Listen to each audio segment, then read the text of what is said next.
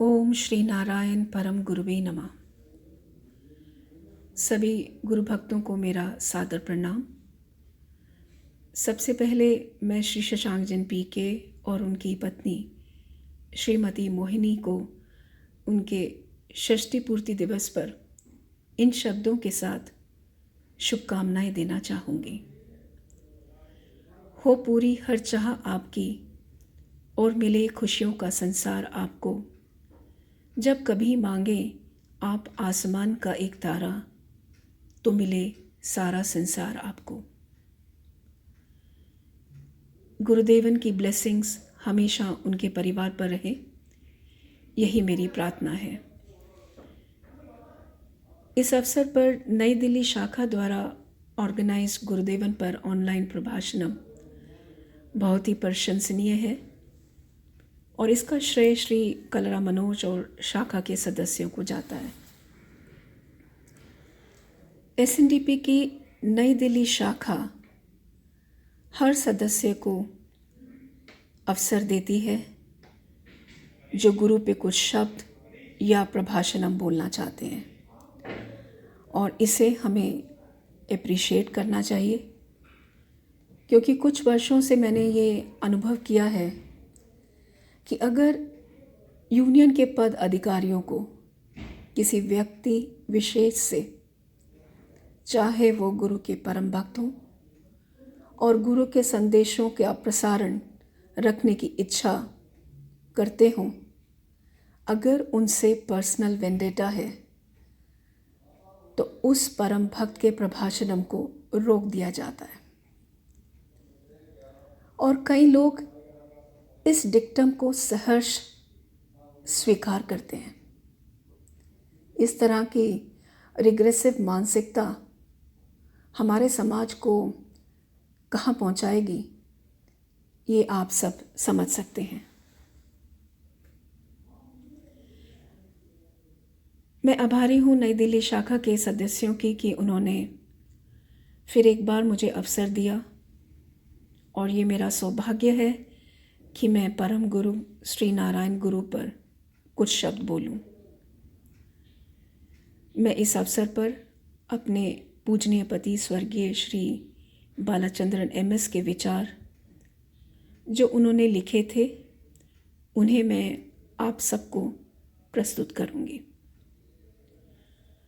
उनके विचार के अनुसार श्री नारायण गुरु सिर्फ एक philosopher, religious spiritual leader, social reformer, poet ही नहीं बल्कि ईश्वर का अवतार थे। He was god in human form. हम सभी जानते हैं बहुत सी घटनाएं जो यह बताती हैं कि गुरुदेवन भगवान का ही रूप थे, लेकिन यह बहुत दुर्भाग्य की बात है कि परम गुरु श्री नारायण गुरु की पहचान एक सोशल रिफॉर्मर या स्पिरिचुअल लीडर तक ही सीमित कर जाने की कोशिश है। हम श्री नारायण गुरु की नित्य प्रार्थना करते हैं, उनका आशीर्वाद, ब्लेसिंग्स अपने सुखी जीवन के लिए मांगते हैं। पर क्यों हम सब मौन रहते हैं जब गुरुदेवन की पहचान को सिर्फ सोशल रिफॉर्मर तक ही सीमित किया जाता है। गुरुदेवन ने अवर्णास का ही नहीं परंतु हर पीड़ित व्यक्ति का उद्धार किया। उन्होंने संसार के हर प्राणी को ईश्वर का रूप माना। अपनी सुख सुविधाओं का बलिदान कर कठोर तपस्या से हजारों वर्षों से चलती आ रही जाति और वर्ण के आधार पर सामाजिक कुरीतियों को अकेले ही विरोध कर लोगों को एक नया जीवन, आत्मसम्मान और पहचान दी। उस महागुरु के लिए जिसने हमें जीवन प्रदान किया, जो हमारे लिए जिए, क्या उनके लिए हमारा ये दायित्व नहीं बनता कि हम उनके हर वाक्य संदेश को अपने जीवन का आधार बनाएं, उनकी सही पहचान जन जन को बताएं।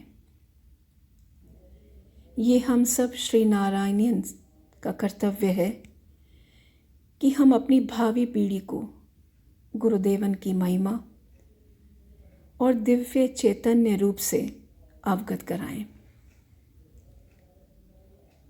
श्री नारायण गुरु ने समाज में ईश्वर, धर्म और परंपरा के नाम पर उच्च जाति द्वारा अवर्णास के साथ हो रहे अन्याय को देखा कि किस तरह से अवर्णास को मंदिर में ही नहीं परंतु उसकी सड़क से भी जाने का अधिकार नहीं था। वो किस भगवान को पूजेंगे और कैसे, ये भी उच्च जाति द्वारा ही निर्धारित था। बेशर्मी से अवर्णास से मंदिर के लिए कैश की ऑफरिंग तो ले ली जाती थी, परंतु प्रसाद के लिए उन्हें मंदिर के बाहर लंबा इंतज़ार करना पड़ता था और मंदिर की दीवारों से बाहर फेंका हुआ प्रसाद उन्हें मिलता था। ये सब देखकर गुरुदेवन मौन नहीं रहे, बल्कि उन्होंने अरबीपुरम में शिवा की प्रतिष्ठा की और कहा कि ये तुम्हारा शिवा है, तुम इसकी प्रार्थना करो। उसके बाद गुरुदेवन ने कई मंदिरों की स्थापना की।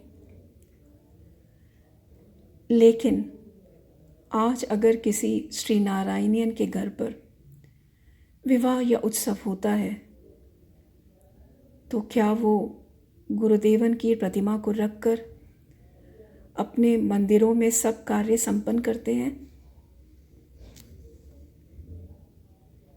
श्री नारायण गुरु की झांकी इस बार गणतंत्र दिवस का हिस्सा नहीं बन पाए। इस पर हम सब श्री नारायणियन का मौन हैरान करने वाला है।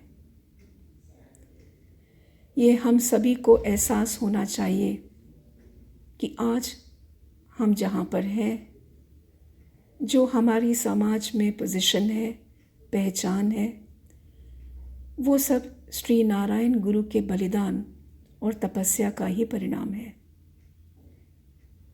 हमें जो परम गुरु ने समृद्ध विरासत दी है, उसे हमें भूलना नहीं चाहिए। इन्हीं शब्दों के साथ, कुछ प्रश्नों के साथ मैं अपने प्रभाषणम को विराम देती हूँ।